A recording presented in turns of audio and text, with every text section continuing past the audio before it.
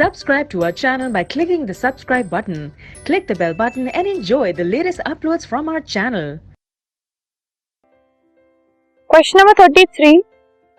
Why did Mendel select pea plant in his experiment? Mendel ने अपने experiment के अंदर पी प्लांट को क्यों सिलेक्ट किया?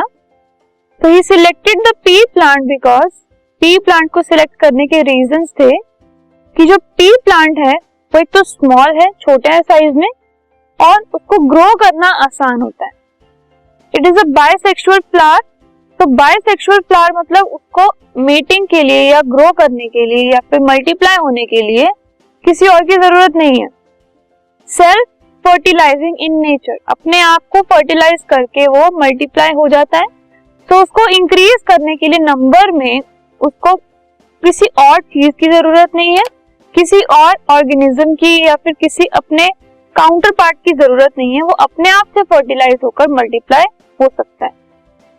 It produces large number of offsprings. जो ऑफस्प्रिंग्स हैं सेल्फ फर्टिलाइजेशन के बाद जो पी प्लांट प्रोड्यूस करता है वो बहुत सारे प्रोड्यूस करता है.